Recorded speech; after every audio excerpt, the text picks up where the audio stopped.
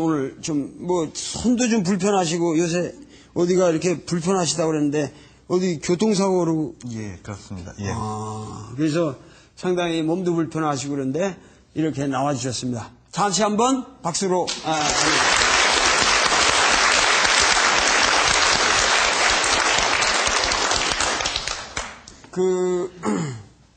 그 의료 문제, 특히 이 보건 문제와 관련해서 우선 그 한국의 그 보험제도의 특색이라고 그럴까? 네.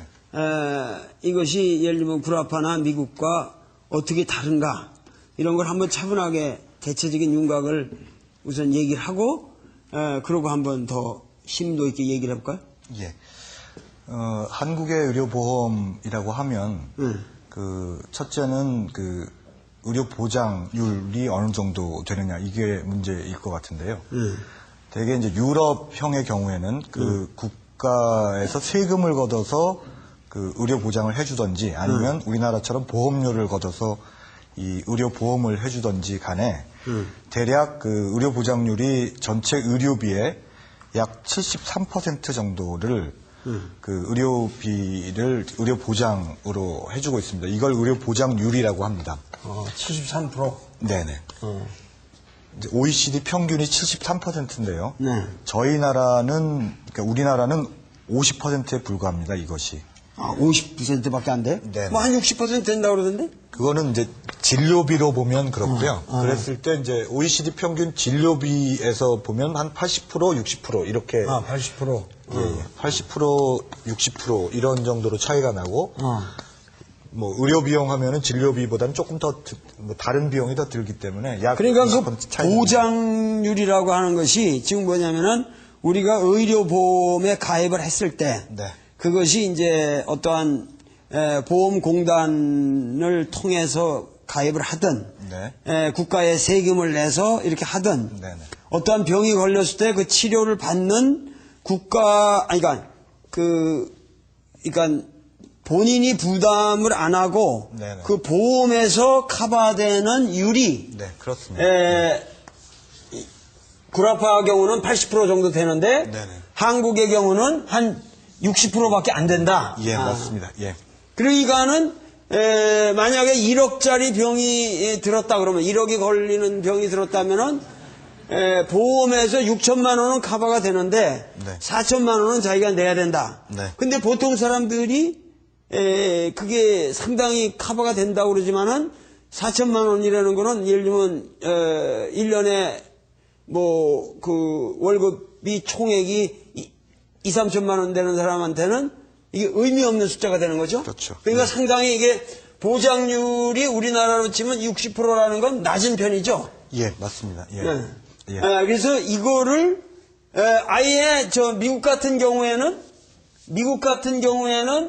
이런 식으로 공보험이 없죠. 예, 그리고 결국 사보험으로 다 해결이 되는 거고 유럽 경우에는 이제 세금을 걷든가 오히려 더 그 공공성이 강한 편이고 그래서 유럽형이 있고 예를 들면 이쪽에 미국형이 있다고 한다면은 이제 여기서 이것이 60%라고 하는 이 사실이 굉장히 우리나라 의료제도에 뭔가 불안정한 앞으로 어느 방향으로 가야 될 것이냐 하여튼 이런 문제가 여기서 야기된다는 거죠. 그렇습니까? 예.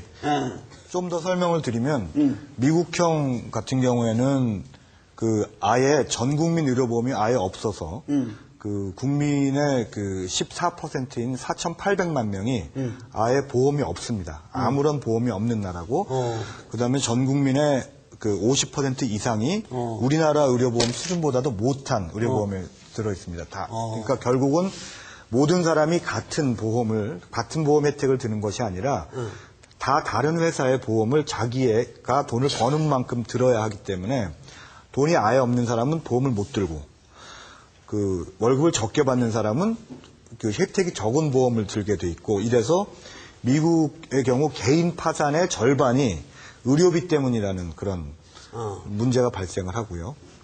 미국의 경우에는 여론조사를 하면은 우리나라처럼 전 국민 의료보험을 도입하자 라고 하는 그 여론이 항상 70%가 넘습니다. 어. 그런데도 전국민 의료보험이 안 되고 있고요. 어.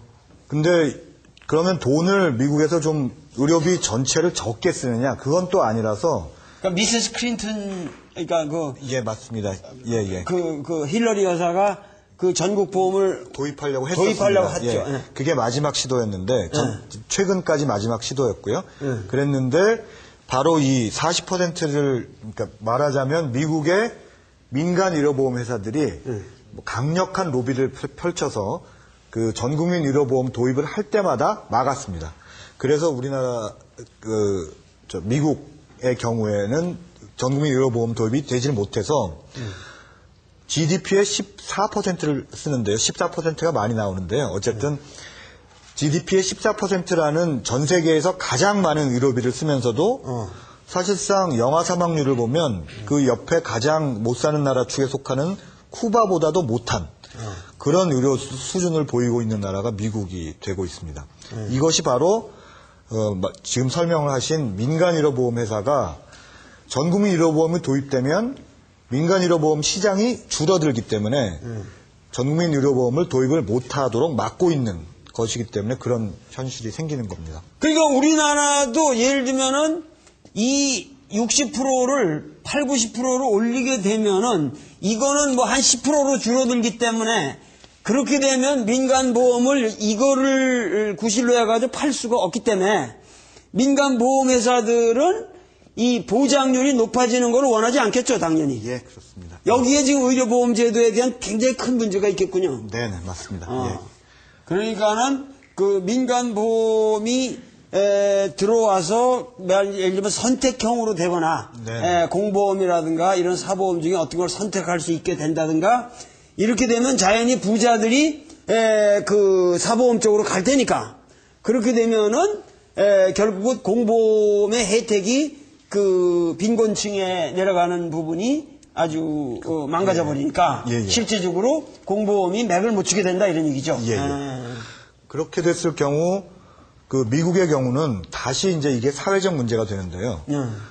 그 GM이라는 회사가 있는데 이 GM이라는 회사가 사실 지금 굉장히 어려움에 처해 있습니다. 근데 그 어려움에 처해 있는 이유를 GM에 취직을 하면 의료보험료를 GM에서 내줘야 되는데 의료보험료가 너무 비싸서 미국 같은 경우 4인 가족 평균 의료보험료가 월 150만 원까지 하거든요. 이렇게 되면 그 자동차 한 대를 만드는데 의료보험료가 8%까지 든다고 합니다. 이러다 보니 그 말하자면 기업 부담도 늘어나는 거고 국가 전체로 볼 때는